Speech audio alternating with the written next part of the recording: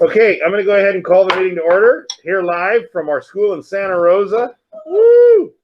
And got to see some of the staff people yesterday and put another video out. I'm really encouraged that, as I said yesterday, over 90% of our staff have been vaccinated, which is incredible.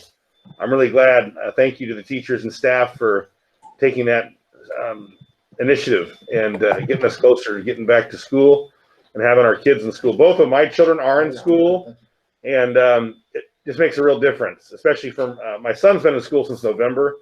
My daughter was able to go back to middle school, 7th grade, and it's such a definitive point in your life. So I'm so glad that she's around her teachers and colleagues, and it's been good for her. So those are kind of my opening comments. Okay, Liz, you want to call the roll? Yes, sir. All right. Secretary Halverson. Present. Thank you. Good morning. Vice Chairman Harrigan. Here. Excellent. Member Holmes. Here. Thank you. Chairman Lewis. Here. Excellent. Member Martell is absent at the moment. We'll see if she joins in. Member Siegel is also absent at the moment. And Member Sutherland. Here. Good morning. 5 out of 7. Thank you. We have a quorum. Okay, are there any modifications or additions to the agenda? Okay, hearing none, then I'll ask for a motion to approve the agenda. Move. Halverson. Second. Thank you, Dr. Harrigan. Okay, any discussion? All those in favor say aye. Aye. Opposed? Okay, great. This is the time and place on the agenda for people to speak on any item not on the agenda. Not on the agenda. Is there any member of the public who would like to speak to the board on an item not on the agenda? Okay, hearing none, then I'll move to item 3.1, the rosy, sunny, positive financial update from Super Liz. Ms. Jones, go ahead. All right. Thank you. Okay. So as you know, today is, oh, actually we have board member Martell joining right now. Wonderful.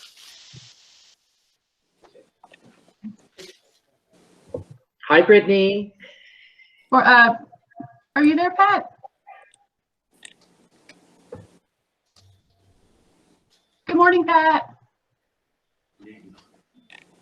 Good morning. All right, I will make a note that Pat Martell has joined us at 8:36 a.m. Okay, and we were just about to start the financial presentation. So.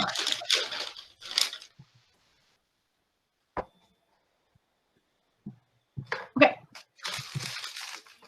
All right, so today we do have a budget workshop later, as you know, in the agenda. So today we're going to do an update for the current fiscal year, and then we'll kind of talk about some of the budget options and framework sort of structure that will feed into our conversation later for the budget workshop for the next fiscal year. So just to give you an update on this current year's forecast, we have the second interim reports, which were just submitted to our authorizers. So these financials do reflect what was reported at that second interim reporting period. And those will be on the agenda on April 3rd for ratification. We just didn't quite have enough time to squeeze them into this agenda because the timeline was so tight. So the January forecast, we've had some changes over the last several months, including some adjustments to revenue. We did hear that we were going to receive some more Title I federal funds than we originally anticipated, which is great. We're finally able to recognize our career technical education grants revenues because those have been officially awarded. And we've been working on contracts and MOUs and getting our invoices out so that we can actually receive the first installment of those funds. Because of the continued closures, we've also had some decreases to travel expenses and things like that. We've been kind of incrementally walking those expenses down over the course of the year. We didn't want to jump the gun and reduce the whole year too soon. But as we now have a date for reopening that's coming fairly soon, hopefully we'll start to see a little bit more of that travel with like Jana traveling to the various sites and some of the administrators to ensure that reopening is going smoothly. A few random other adjustments that kind of come up to smaller amounts here, including some other revenue adjustments for LCFF. That's mainly due to our actual student counts and unduplicated pupil counts that get us a slightly different funding amount. So we have a little increase in LCFF. We've had some increases to expense primarily for legal and special education costs, just due to actual things that have come up during the year in certain unique situations. So, but all in all, it's been very positive for the forecast. We've seen a nice, healthy surplus here, although we want to make sure that we're very aware of not having too large of a surplus. So the fact that we have these additional revenues recognized, we will be updating the expense side of those. We didn't want to add those expenses in or start spending the money before we had it. So for the next forecast, you'll see some more adjustments to the expense side. One update on depreciation here. North Valley, as we discussed before, there was an issue with their depreciation schedule having to basically depreciate an entire project by the end of this fiscal year due to the fact that our lease ended at the end of this fiscal year. And we were able to, after discussing with our auditors, they said that once our lease extension was finalized, we could readjust our depreciation schedule back to our normal schedule following our financial policies. So that has helped immensely with North Valley, and North Valley now has a positive operating income forecasted for this year. So all sites are positive, which is great. And in terms of what we reported on the second interim here, to look out to the multi-year plan, we do have positive operating incomes. Some of the funds that we have, such as the CTE grants, are for 2 fiscal years. Most of it we get in this current fiscal year, and then we get some next fiscal year. So you'll see some areas of revenues actually going down a little bit at certain times. And that's because those grants are finite and they only last for 2 fiscal years. But all in all, looking fairly healthy in terms of the forecast. So these are just some details of the things I had mentioned before on the waterfall bar graph slide. The most notable one is the increase to federal revenue for title funding. So that's an excellent help. And then we had a few other adjustments working with our auditors and things actually trickling back to last year's fiscal year close, such as the Riverside home office accrual that we had accrued too much for, and then once it was calculated, we realized that it was actually a smaller expense, so we were able to write that off. So all in all, some good changes on the revenue side. Liz, why is the ERMS a negative? So the ERMS, every year for our education-related mental health services, so we submit budget requests to our SELPA, and then we submit actual expenditures at the end of the year. And so it's going to be reimbursed? Yes, this is a reimbursement. Right. I mean, that's what I figured. I mean, just so board, I mean, I know from having supervised the ERMS program that, it's again one of those programs you have to document, turn the hours of service in, and then you receive your monies. Yes, and so we forecast what we think we will be providing in terms of ERMS services each year, but then based on what we actually see in terms of the students' IEPs and needing certain hours of counseling, that's been adjusted just based on the actuals from what we're seeing this year in terms of the counseling services that qualify for ERMS. Okay. All right. Thank you. You're welcome. On the expense side, one other note, we had also been holding off just because it's such an uncertain year with a lot of things on some of our new branding materials with our new logo and things like that. So we were able to add a little expense to that now that we see we have room to do so. We've been being conservative and didn't want to pull the trigger on those items until we knew for sure we could afford them. So we will be seeing some more rollout of our new logo and branded materials for the sites and things like that. And then let's see, legal and special ed contractors, as I mentioned before, things come up, and we also had some personnel changes for things like special education assessments and things like that, an additional need for file reviews and things like that, which have increased our costs for special education. I believe the rest of these I already spoke to. Any questions on any of those adjustments? No. Okay. So quick recap. I know we've been hammering this slide into your brains every single presentation pretty much, but just a reminder, we are now in the spring deferral period. So for cash flow purposes, we are only receiving a portion of our enrollments for LCFF in these next few months. So they will start being paid back in July. So right now we're in the period where a portion, about 2/3 or 3/4 of our primary state aid LCFF funds are sort of being withheld. But in June, it will be 100% deferred from June to July. And I'll show, we do have a cash flow slide coming up. But the good news is that we do expect to be able to weather these deferrals without having to utilize any outside financing sources. So that's excellent. So Liz, there's been no indication with the federal money coming that this is going to be different. The state's going to have a huge cash influx. You haven't heard anything chatter on your... Yeah, so there are no moves to walk back these particular deferrals, although there will be other funds coming our way. So that will also help with the cash flow forecast, even though we aren't going to be getting these. The state did actually walk back deferrals for the next fiscal year, which I'll talk about in the next fiscal year update slide for the budget. But this current year, they haven't taken any action to change these deferrals. Okay. But yes, we do have lots of other funds coming our way, which is great. And Liz, we have a couple of vendors that are being nice and agreeing to not get paid right away if they can hold off, right? If they can wait. Yes, and that's so one of our strategies when we know we have a cash crunch coming up, like we do here, is we have a few vendors who are, as Jana mentioned, very gracious, very nice to us, and say, let's work out a payment plan so that, we can make sure that you're not, scraping the bottom of the barrel of your bank account. So they've been very kind in allowing us to work out alternate payment plans. Can I acknowledge them? Mm-hmm. I don't mind acknowledging them publicly. It's Peppy Smith and EdTech, and we really appreciate it.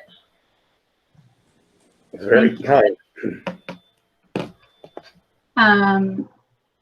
Okay, so, and this forecast here also does not include some of the new revenue streams that I'm going to highlight in a bit, because those are very preliminary. We didn't want to work them in because the timelines and the amounts were not established at the time we made this presentation. So we didn't include those. So now that we know we will have some more funds, for example, one of them is probably coming in May, then we should be, even less likely to be in a dire cash situation. So I think we're going to be pretty solid. All right, any questions about this year's forecast? Okay. No, keep going. So moving on to the budget for next year, which is a big focus of today. So we aren't to the point where we have an update from the state yet in terms of the May revise. So that will we'll update you on that in May, or well, I guess in June, because we don't have a meeting in May. But so we're still working off of the governor's January budget proposal, which does include a nice healthy COLA, part of it reinstated from this year, and then a 1.5% add-on for next year, so it totals 3.84. The deferrals, these are the deferrals that I mentioned that were walked back due to the increase in cash and funds that the state has. So for fiscal year 22, they had planned to do a similar deferral pattern in the spring, but now they've said, no, we're not going to do that. We're only going to defer June to July. So just 1 month and just a very short period of time, just a couple weeks. So far the plan, although I've heard some recent murmurings about maybe having exceptions or changes to this, but the current plan is, or assumption is, that ADA will be calculated and funded as normal. So we'll go back to getting funded for the enrollment and attendance that we report. throughout the year. So the hold harmless language where you're funded off of the prior year ADA, that's what we've been experiencing all this year, and we do think that's going to go away. The governor's also proposing some additional contributions to STRS, which seems to be a trend with him. So slightly, a little bit of a reprieve there in terms of employer contributions for STRS. And then there's some other one-time funds, things for teacher training and development. And so this was before all of those other funds that we'll talk about next. So federal ESSER funds, there's now 3 rounds. We did not get the first round of funding because it was based on fiscal year 20 Title I, and we didn't get Title I until this year. So we didn't get any of the ESSER 1 funds, but ESSER 2 and 3, from what I understand, they're both being funded based off of this year's Title I. And since we are getting Title I this year, we do qualify for ESSER 2. So our decision to start applying for Title I was actually a very important one for us, because this is going to get us, in the range of, $400,000. It's quite a bit pivot wide. So more information on when that's going to land, in our bank account and everything, will be forthcoming. But this is a multi-year kind of funding plan. The funds have to be spent by the end of September in 2023. So it's meant to fund the continuing impact of COVID-19 and things that we have to change at our sites and things like that. Oh, and I believe Steve Siegel has now joined us. Good morning, Steve. Good morning, Board Member Siegel. Thanks for coming on. Nice to see you. We are in the middle of the finance presentation, budget presentation. Yeah. All right, I'm just noting the time that Siegel came in. Okay. So other funds that will be coming our way at the state level, we have Assembly and Senate Bill 86 that funded 2 programs. One we are excluded from because we're a non-classroom based school. They very explicitly said we are not going to let non-classroom based schools apply for these reopening grants to incentivize in-person instruction for the end of the current school year. So here's a bunch of information about that, but we don't qualify, so I'm not going to go too much into it. The second one that's actually more in terms of dollar amount is for expanded learning opportunities, and we do qualify and we do receive these funds. They actually just released the estimated allocations yesterday afternoon, and it looks like it's going to be actually about $540,000 pivot wide. So that is quite a substantial sum. There are restrictions on what we can spend it on, and I know Jana has details about what those allowable expenditures are in a later slide in our budget presentation. But that's really good news, because even if we don't qualify for the in-person instruction grants, we can use these other funds for much of the same things. So it's designed to increase instructional time for students who may have not been engaging as much as they would have during this last year during distance learning, where we were 100% virtual. It can fund things like summer school. And expanded tutoring opportunities, hiring tutors to be working face-to-face with the students and things like that. So there's a lot of really great things that we can do to help accelerate student learning and get students back to where they need to be if they have experienced learning loss or lack of engagement. So that's going to be great for our schools.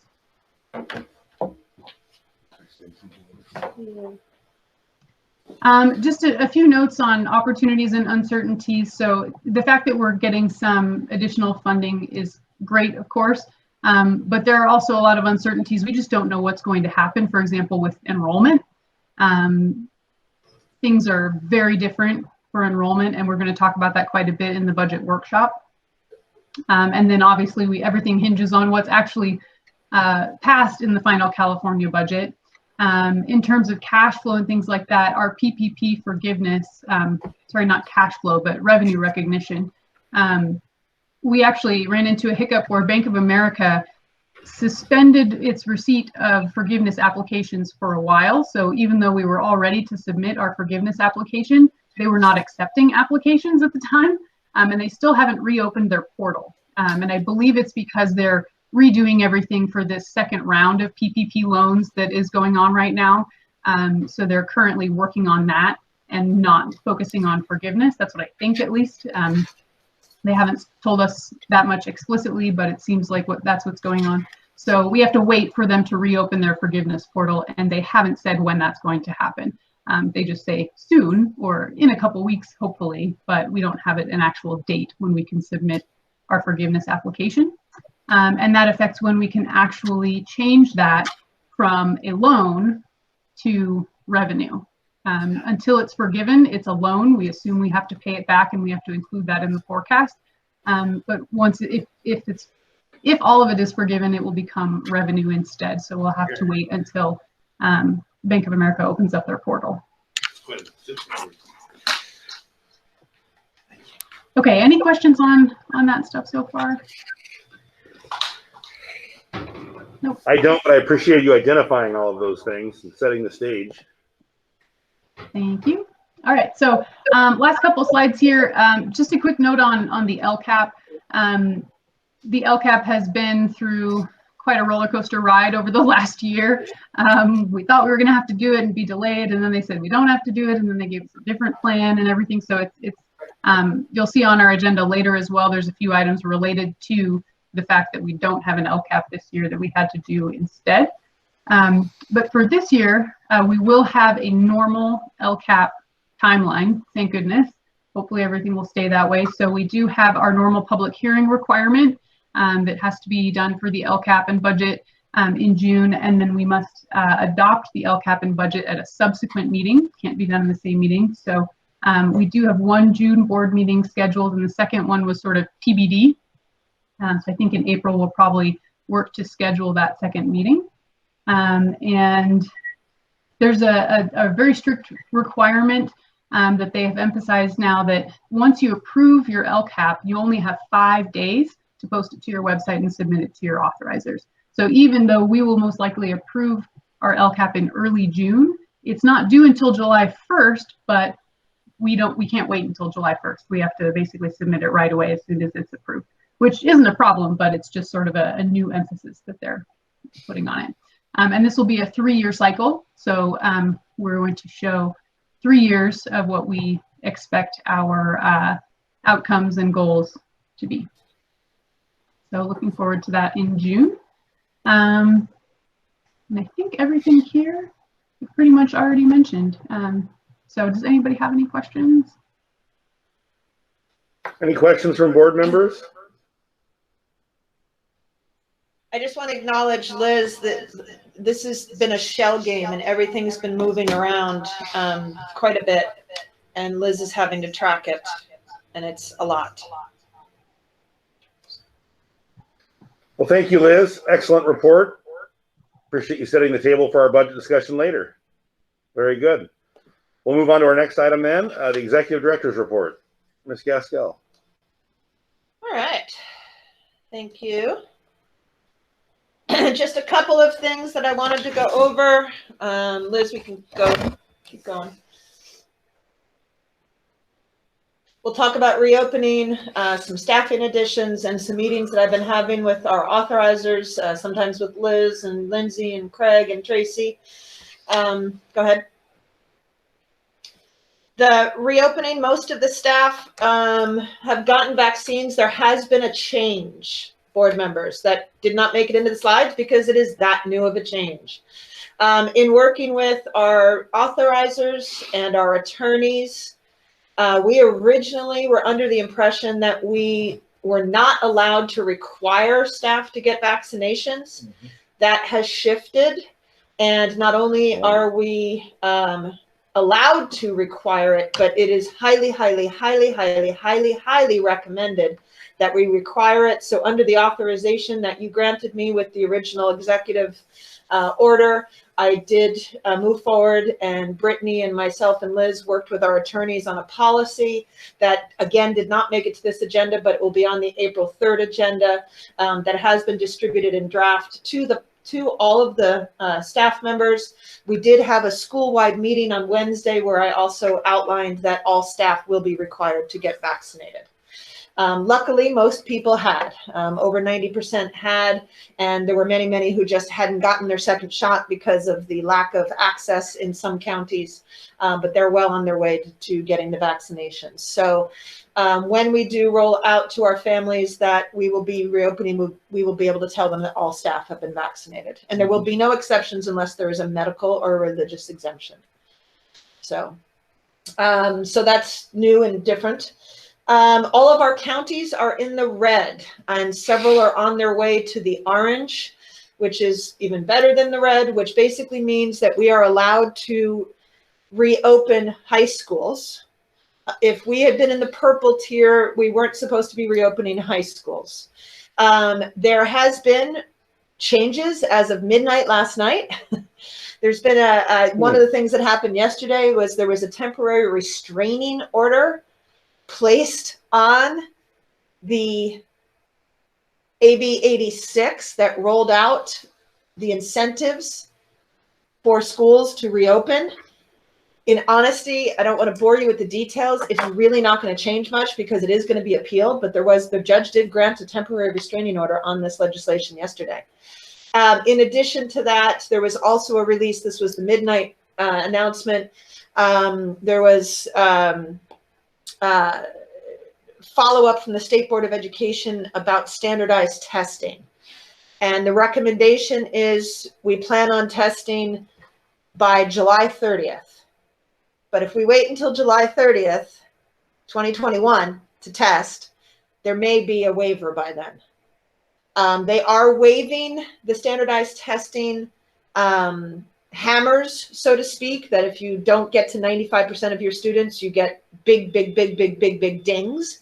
That is normally the case, which is why we really push our staff to try to get the kids to test. And we are allowed to have them test at home and like in front of the teacher on Zoom, so that you can't have your 25-year-old brother take your test in kindergarten when you're in kindergarten or whatever, second grade. So anyway, so that came out last night that they are saying you better plan on testing by July 30th for some reason. And so we'll meet next week as an admin team to discuss how we're going to do that, or if we're going to do that. Mm-hmm. So that just came out last night. We did also, after I finished this presentation, we sent out a survey to our parents asking them for their level of interest in having their students come back. And if you keep in mind that at most of our campuses, besides North Bay was hovering about 60% of their kids came to the campus at one point during the school year, but the other smaller campuses were hovering around 45 to 50% of their students came to the campus in the old days, pre-COVID, and about 30% of those are wanting to return.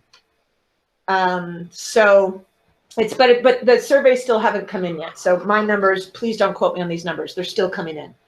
But we did do the survey. Also, because of the requirement that all of the staff get vaccinated, instead of opening up April 5th, like it says in my presentation, I have pushed it out to April 12th so that people may have more of an opportunity to get that second shot. So we will not be opening until April 12th as it stands right now.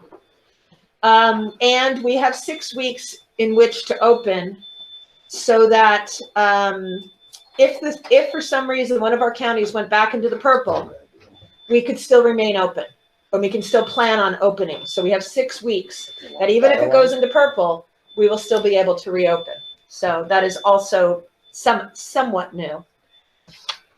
Any questions on reopening? We're going to let the parents sign up. The admin team have been working with all of their sites to create a really, a useful schedule. Some of the feedback that we've had from the parents, because we gave them sort of a sample schedule, the feedback is they want more than an hour and a half, because by the time they drop the kid off and they're here. So we're probably going to extend it and have it, because we don't have, everybody's not clamoring to come to the site. We can do 1 2-hour block. So we will probably do that. So it'll be Monday, Wednesday, Tuesday, Thursday cohorts, but they're called stable groups now. And so teachers will either be in a Monday, Wednesday, or a Tuesday, Thursday stable group. And we'll have 2 2-hour sessions. If we need 2 2-hour sessions, we'll have at least 1 2-hour session. So that's going to be the plan as of April 12th. Any questions on reopening from the board members? Sounds great. Okay. Pat, I'm enjoying watching you travel through the world right now. It's looks fun. Oh, that's great. I'm trying to change my screen because it's so dark, my normal screen. I just tried to lighten it up. I had my son's parent-teacher conference on this platform yesterday, and I was doing the same thing. The teacher finally said, "What are you doing that's kind of distracting?" And I said, "Well, we're 2 weeks from spring break. I'm preparing." I wish. Okay, any comments on reopening, questions? I think it's great to have a strategy and see it coming. That's for sure. Yeah, it's pretty exciting. Very exciting. It's good to be here. I haven't been here in 1 year and 1 week. It was March 12th that we were all here together. Yeah. So That was a strange time having dinner together, thinking that that was the end. yeah, Wow. yeah. Okay, next, continue. Staffing Let me additions. just ask, staff, do you have any comments on reopening for the board? Liz or Brittany or Craig and Tracy that have been, and Travis that have been working with me on it. Travis kept saying, "Jana, let's do a survey. Let's do a survey. Let's do a survey." And finally, because I extended the date, I said, "All right, we'll do a survey first." And it turned out to be a good thing, Travis. So thank you. Great. All right. Thank you, Travis. Let's keep going. Staffing. Kevin, you have your hand up. Kevin.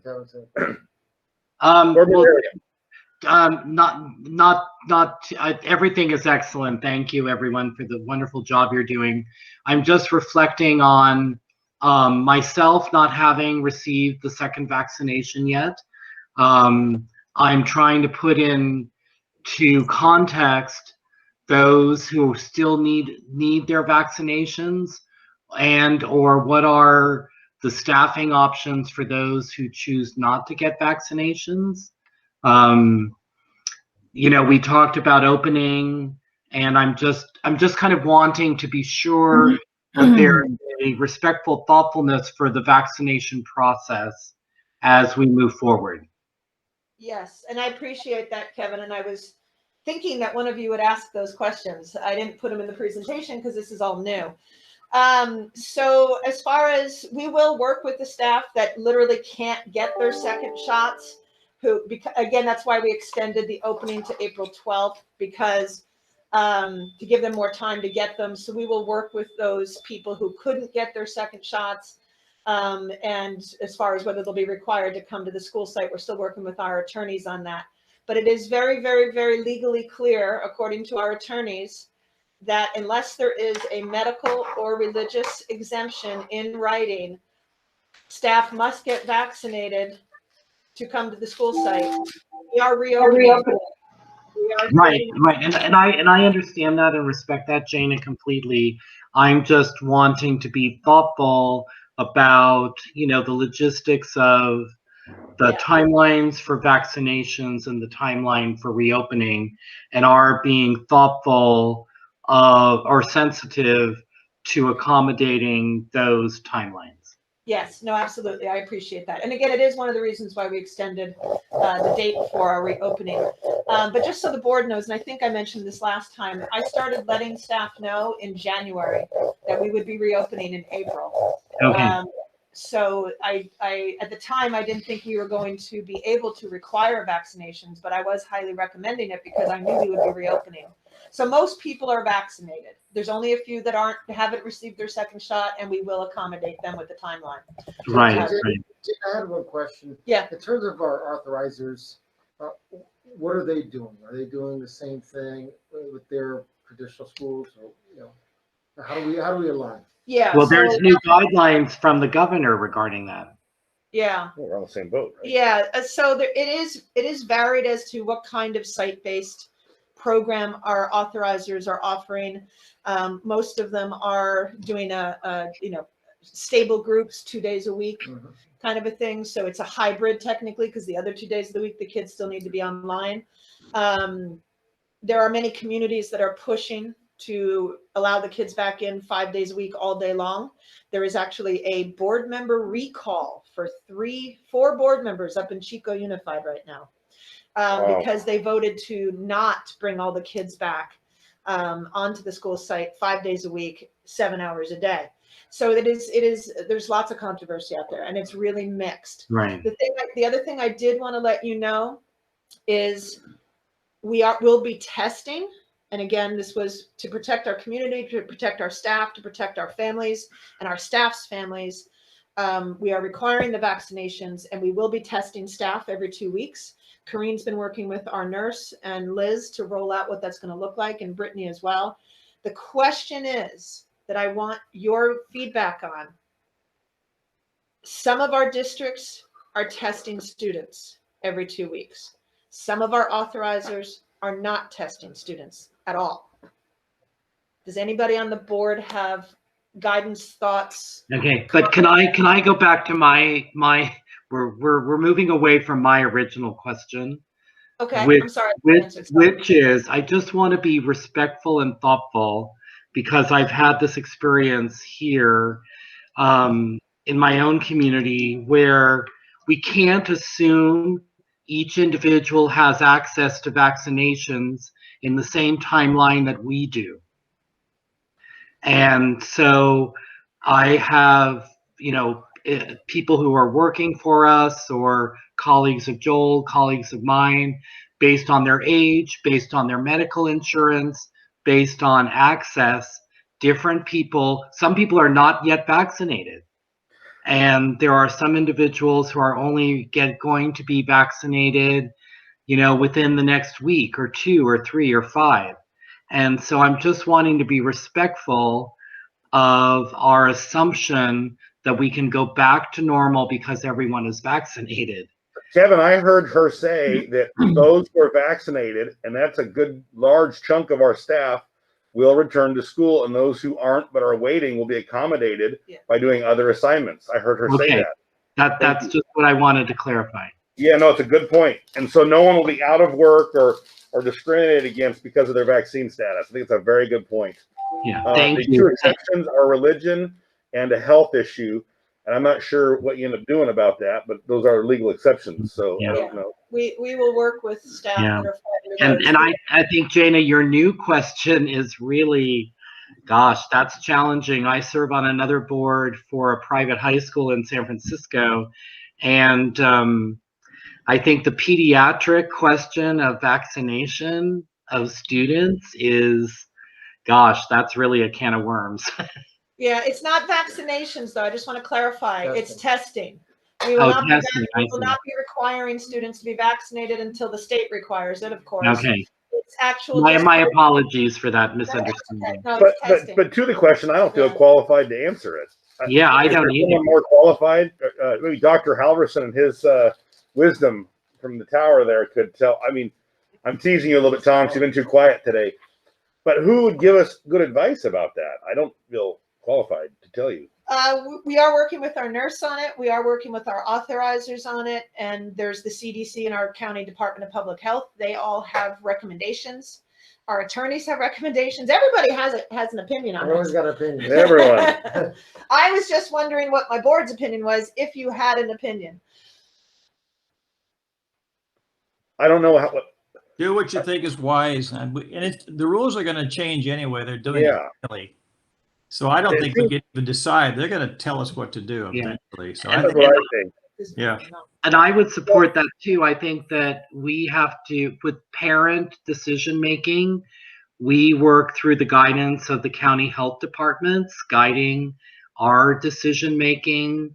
The county health departments always directed parents, and then we responded to that, or we implemented what the county health departments guided us with.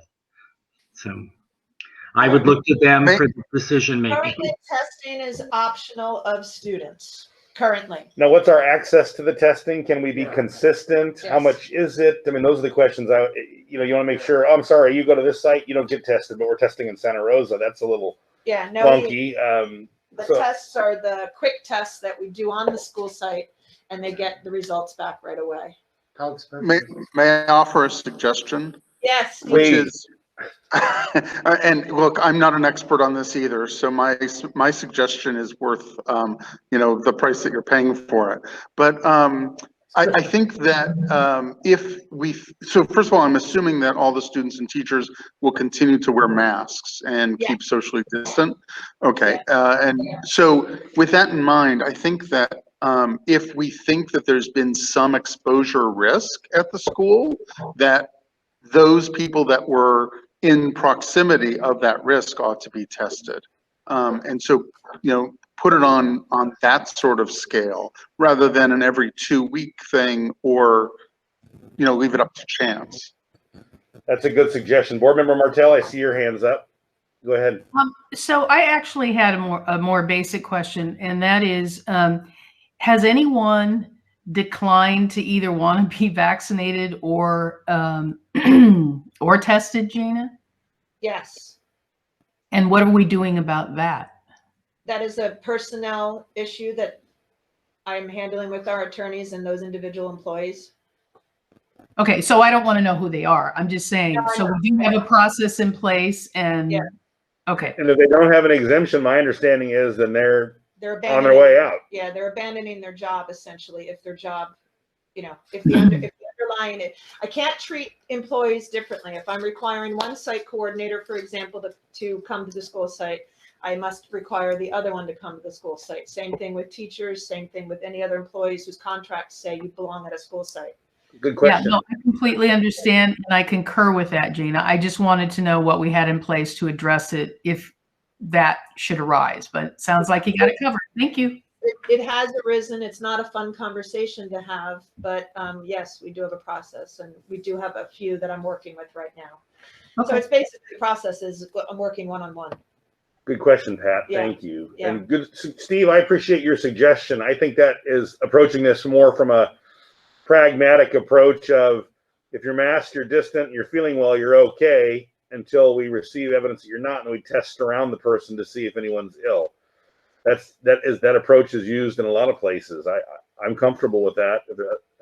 If that's good for you, Jana, I mean, I think you have to make that decision. Yeah, ultimately. we'll make the decision. I wanted to get some feedback like that. That's very helpful from you all. Is the board okay with that? I think Steve's suggestion made sense. Okay, great. Thank you, Steve. Dr. Siegel, you can now play one on TV. Can I add one little bit of info as well? I think I heard Ralph ask about the cost of these, and while we are comparing several options, some of the ones that I have heard are like $5 per test. So wow. So it's $5 per person per test. So that's part of the reason why the monies like the ESSER II funds and the expanded learning opportunities funds are so large, because they want to make sure that we can cover all of those sorts of expenses that we might have. Does that help? It is. I was just going to say, I find it hard not to do what our authorizers are doing. Right? Like not being consistent. I think that for me, that kind of raises a bit of an issue, because I don't know if I want to say liability, but just, I don't know. That was kind of my reaction. Is why aren't we doing what our authorizers are being consistent? And, the problem is we've got 4 we're dealing with. Right? Because we will end up doing different things at different campuses, but I'm okay with that. I'm okay. I mean, if we are going to go turn to our authorizer and copy what they're doing, I think there's a lot of value in that, Ralph. And we will be doing different things though at different campuses. But each place is different, And as Tom said, the rules will change. Yeah. The funding will change. That's the one thing we've learned through this whole thing. Things consistently change. So I think you've gotten feedback from us, and I think you just do the best you can. Yep, I appreciate it. Okay, your next part of your report. Okay, as I reported at the last board meeting, we have 2 vacancies. We had 2 vacancies here in North Bay. We are down to only 1 vacancy for classified staff. Welcome, Jasmine. Mr. Lewis met Jasmine yesterday. It was her first full week here. And we also had 2 teachers within the last year leave Pivot Riverside. And so we also hired 2 new teachers for Pivot Riverside that are also working, though, for Pivot North Bay, because as you know, we were not able to fully hire here in Santa Rosa. So we were able to find 2 very, very wonderful teachers in Pivot Riverside. So we hired both of them in Riverside, knowing that they will be going into our model of staffing Pivot wide with all teachers from all campuses. And so their salary, one of their salaries will actually be on Pivot North Bay. So great. Yeah. So we hired, so we, if we find great teachers like we did, we'll take them because we know we can't find them here right now in the last year or couple of years. So to our board members in Southern California, when you guys feel safe to go out for a drive or look, I sure would appreciate if you find your way near Corona, and I know that's about an hour and a half probably for you, Kevin, and 45 for Tom, and I don't know, 20 for Steve. I'd appreciate your feedback on the site. I think it turned out really nice, but if you get a chance to organize a field trip over there, and you go through our site screening, it's pretty impressive, I think, for board members to see the temperature and the software we have to fill out and the questioning. And before you get on campus, it made me feel much more comfortable about how we're reopening, going through the screening process and seeing the plexiglass at the door and the thermometer. And so if you guys get a chance, I'd appreciate if that would work out in the next month or two. That'd be great. And give me your feedback, please. I am looking forward to a field trip. Great. Kevin, let me know. Kevin, let me know, and Dr. Halverson and I will meet you there. Oh, I'm so looking forward to and Kevin can buy lunch. Excellent. I'm happy to buy lunch and happy to, pick you boys up. I haven't. I think Jana knows I have a lovely new vehicle to take you in. So yes, we heard about that last time you were shopping. Right. Well, no, if the 3 of you could do that when you're comfortable, that would be terrific. Just for board continuity and getting together again and relationship and seeing the site and evaluating it. And I think it'd mean a lot for them to see you guys. Just head north to visit Jim for dinner and a swim. Perfect. I'll be ready. Would love it. Nothing would make me happier. Okay, so then staffing additions. You covered that? Yes, okay. Covered that. Meetings. Okay. We've met with all of our authorizers in the last month or so. Did a presentation for the Riverside County Board and also met with their staff. They all have their different review processes and different documents they want from us and different things they want us to report on. So with the help of several people who are logged in right now, thank you, Lindsay, thank you, Liz and Tracy and Craig, we were able to put together the 4 presentations to our authorizers.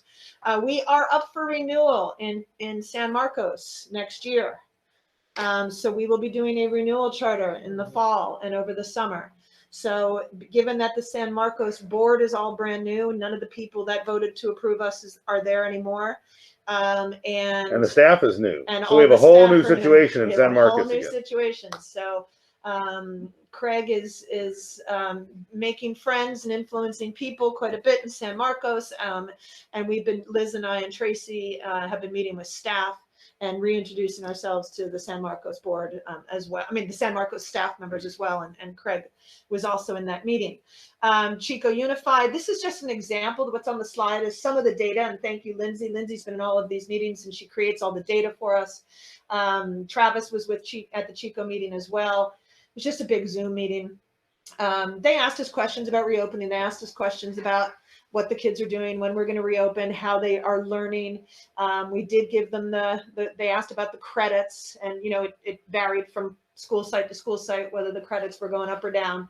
But this was just the demographic information that I was able to provide to Chico Unified. And as you can see, thank you again, Lindsay, we have many more socially economically disadvantaged than our district, our authorizer.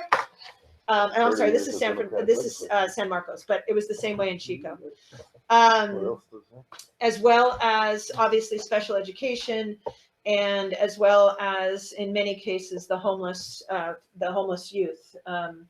And the only one that we are not significantly more in our special populations is English learners. That is amazing to me that 61% rounding up of the children of California are economically disadvantaged. Yep. And we're at 54%. We are failing at something. Yeah. Wow. And so the numbers were very, very similar from with all of our authorizers. That was just a sample that Lindsay did for me for San Marcos. So one of the things we'll see later, board members, is this is important because we have all these, never mind the effort we've all put into getting charters reauthorized. But Jana will speak later. I had the opportunity to chat with her through a few things in detail yesterday about the guidelines for how we can be renewed. We're in this middle tier that really puts a lot of discretion on the boards, whether we're reauthorized or not. So this information and how we portray ourselves is really critical. We'll see more about that later. But this is going to be a huge effort for the staff, and I thank you for your commitment and your passion for conveying our way of learning to these board members, because this is going to be a huge effort. Yeah, it will be. And the data is very, very important, which means there's a lot of pressure on Lindsay too to pull the data. But it's great. It is good data. And that's the good news. At least, this year, definitely very, very, very, very proud of what the data is telling us about our learning. Well, and we've been driving, and board members, I appreciate some of your direction on this and you doing it, Jana and Lindsay. Thank you. I know you're working your tail off. We really appreciate it. We've been making decisions based off of our data because we had good data and can see it. We've been driving decisions and choices off of that as opposed to just making decisions and seeing what the data were later. Yeah. And I think we're seeing a lot of fruits of that. So I am more optimistic. Corey Black appreciates it. Yeah, this is, yeah. Data-driven dialogue all the way. Yeah, amen. You're one of those board members. I'm saying thank you. You pushed us too, and that's been great, Kevin, because I think we're finally seeing some results. And it's you were one of the early ones to help us to advocate for that. And I'm grateful. Well, I just like to balance quantitative and qualitative. And I think quantitative is very important, but when we can back it up with the qualitative data, it really guides our decision making. So thank you, everybody. I appreciate that. And I appreciate you, Jim, as our president, guiding us in this way. Thank you. Good. So we've had all 3 of our meetings, and I've had a couple of meetings with Oak Grove Unified, that's OGUSD.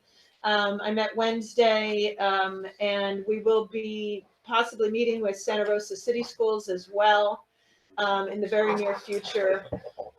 We're trying to work through some of the issues that came up around our charter originally, because we still have 2 more years on it, but we need to be getting ahead of the game here. So we'll be working with Santa Rosa City Schools with Oak Grove by our side and Dr. Harrington at the county office. So many, many meetings to come. Jana, can I just give a quick shout out on the 3rd bullet on here? I just wanted to say how appreciative I am of our COE for being willing to drop into our Zoom meetings with students. Yeah. Yep, absolutely. It was very, very awesome of them. Sorry, I didn't mean to gloss over that. They're actually going to be sitting in on the online workshops and also viewing special ed services being provided as well, and also RTI, our new RTI. They're going to be sitting in on that too. And thank you, Tracy, for helping. They are great partners. Even like our last meeting where the assistant superintendent kind of gave us that presentation and that book, which I found interesting. Yeah. And, They're really trying to help us be successful. Like, that's great. They are, and Butte County as well. Just lots of direct, positive support and guidance, more so than the other counties. That's great. So, okay. And I should say, Dr. Harrington here in Sonoma County has been a huge help too. Yeah. Like when he has meetings about COVID and opening as this changes, here in Sonoma County. He has invited private school leaders, charter school leaders. So Dr. Harrington here in Sonoma County as well has been very, very helpful. Great. Okay, any other questions of our executive director? She's going to be busy, as we can see. Oh my. I told her it doesn't ever seem to let up. We have 4 WASCs to do accreditation next year too. I told her I fear we'll never know what it's like to have the wind at our back. Yeah. It's our little school that could, but. Okay, I'll move us on into 4.1, the Form 700, one of my favorite times of year, right, Pat? One of our most favorite times of year. Exactly. And Brittany makes it so easy. I know, Brittany, you about filled it out for us. Thank you so much. That was very Absolutely. helpful. How are we Yeah, doing there, Brittany? What's our scorecard looking like? it's doing pretty good. To go over a little bit of information about it for just, I know you all are familiar, but just to summarize, it's time to fill out the form again, which is from the Fair and Political Practices Commission. And it's a form to disclose personal financial interest of those in public positions. So for Pivot, it's the board members and certain designated admin employees. This year's form is due on April 1st. I have reached out to each of you already, and a lot of you have sent it in, so thank you. If you have not yet sent it in, please file the original signature form with me by April 1st at the corporate office, and let me know if you have any questions or individual circumstances that you wanted to go over. And if you don't fill it in, you will have to make her cause you to be fined, and that would be really sad because I will double your fine with the second part of the fine being used for social activities when we can return. So please do turn your form in by April 1st so we don't have to do that. And we have some staff that have to fill it out too, so that's a heads up to staff if you haven't already done so. Okay, then members of the public. I have a question. Brittany, did you get Tom's? Yes, I did. Thank you. I'm a star. Thank you. Yes, you were the first one. I just want to thank. Yay! A little applause, please. And I modest. just want to thank Brittany. You know, having been through this in multiple districts, she was so thoughtful, seamless, efficient, kind, and made it the easiest I've ever had to complete the form. So thank you, Brittany. I assume Really happy to hear. hasn't done it yet. Oh no, I've done it. Hopefully, well, Joel was supposed to mail it. Did you get it yet, Brittany? I will check the mail today. Blame it on Joel. Oh, I better check the card. Don't throw 10 more Joel days. under the bus. Wow. We usually save this collegiality for the closed session. I'm just kidding. All right. Any members of the public wish to comment on 4.1 before we move on to our next agenda item, Form 700s? Okay, well then hearing none, thank you board members for your diligence. And again, Brittany, thank you. Yeah, very easy, especially putting all those counties in. That was very important. Okay, item 4.2, talk about work.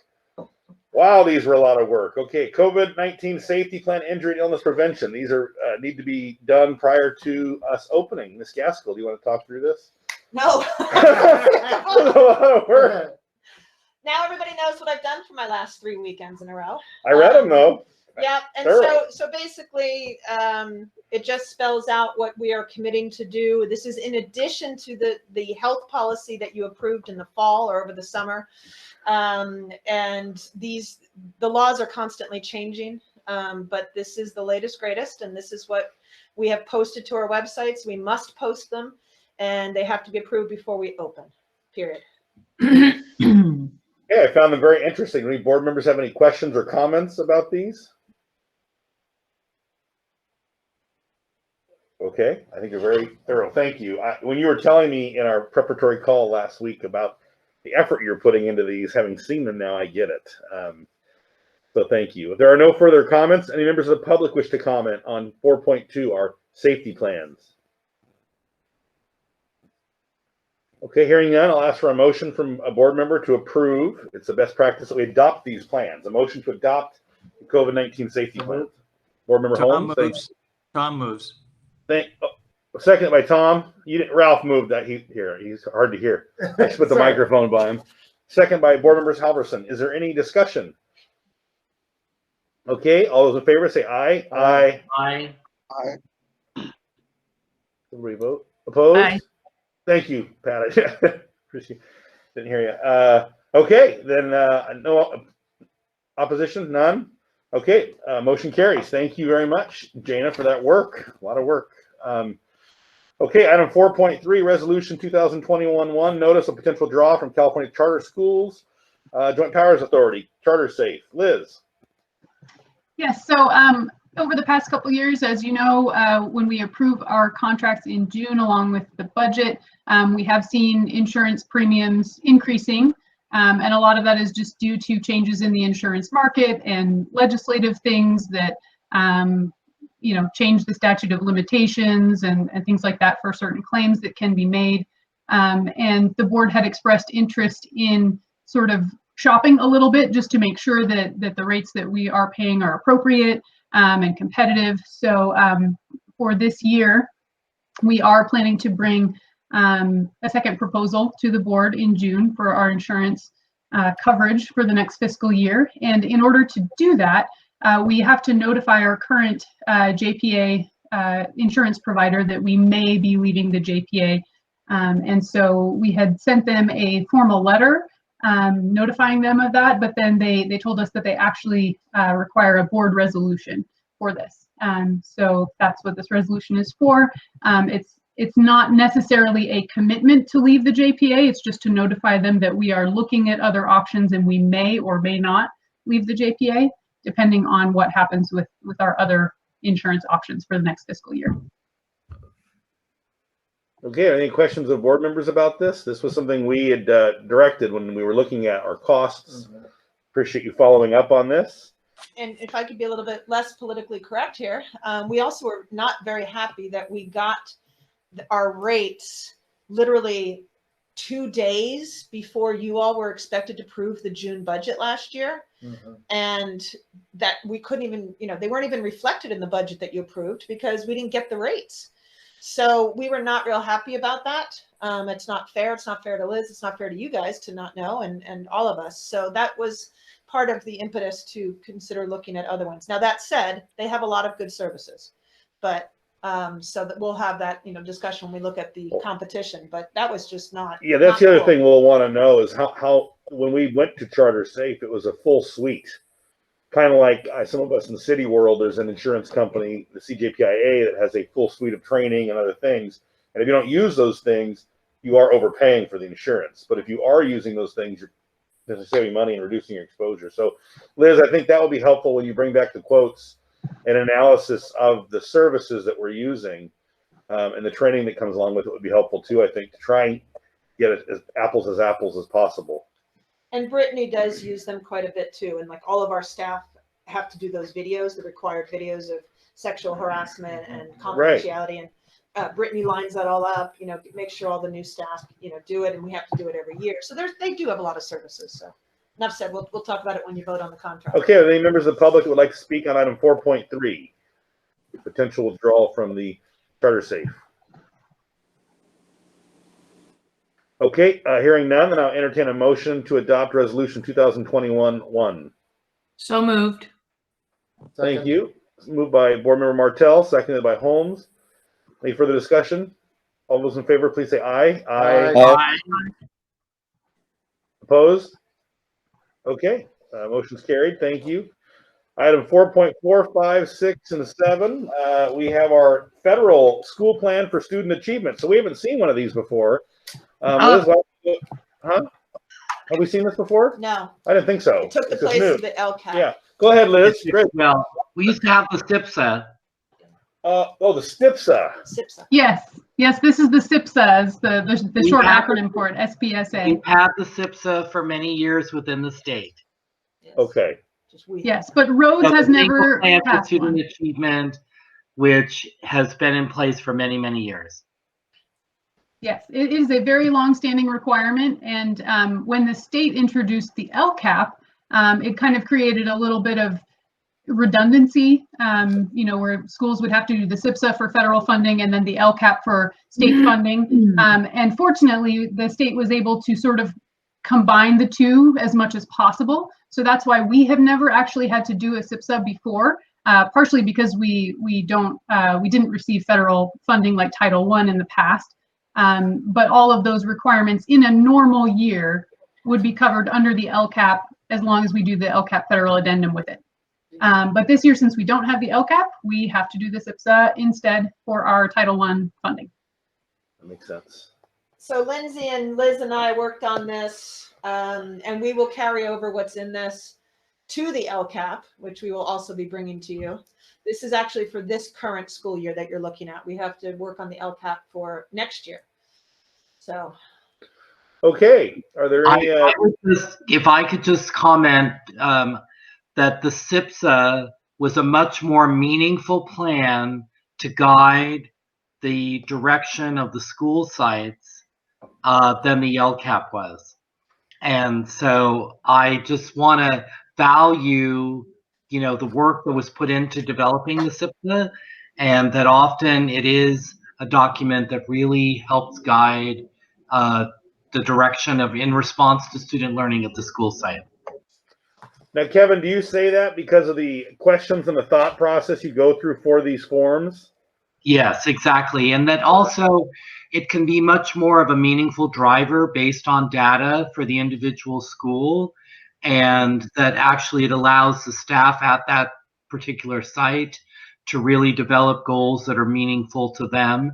And the LCAP, just which used to be the district plan, is much more removed. So I think the SIPSA can be a very purposeful document and support leadership and staff in guiding, responsiveness to student learning. Thank you.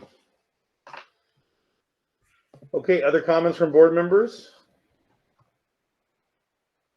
Okay, seeing none, I'll ask for a motion to approve the SIPSAs for each site with the record reflecting individual votes. So moved. Thank you, Pat. Second? Tom? Thank you, Tom. Any further discussion? All those in favor say aye. Aye. Aye. Aye. Opposed? Okay, thank you. Motion's carried. Thank you.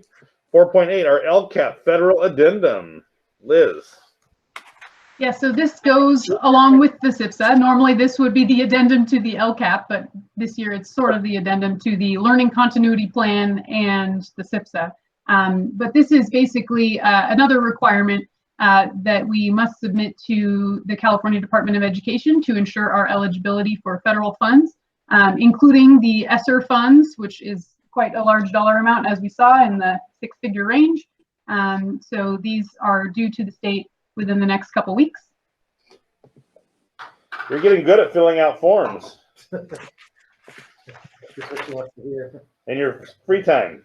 Yeah. And it's, if you notice, there's a lot of verbiage you have to add. Right. In response to And they're thoughtful. It's not a check the box form. No, There's a lot of. We just happen to be fortunate that we have a CBO that understands our program too, because she was a teacher at one point. Because not a lot of CBOs could do this on their own and understand the program as well. Right. So That makes sense. Thank you, Liz. Questions of board members on the LCAP federal addendums? Okay, I'll go to the public. Are there members of the public that would like to speak on items 4.8 through 4.11?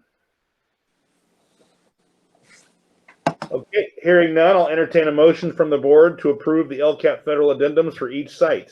Okay. Moved by Kevin. Second by OJ. Who? Hard to tell. Martell. Okay, thank you. So motion Harrigan, second Martell. Any further discussion? All those in favor say aye. Aye. Opposed? Okay, thank you. We'll move on to the bulk item of our day, our budget working session. So I'll turn this over to Liz, and Ms. Gaskell will be back in just a second. Should we take a little break? Anybody need a stretch before we get into this? Let's take a 5-minute stretch break and a privilege break, and then we'll get into this, because this will be a discussion of a couple hours, perhaps.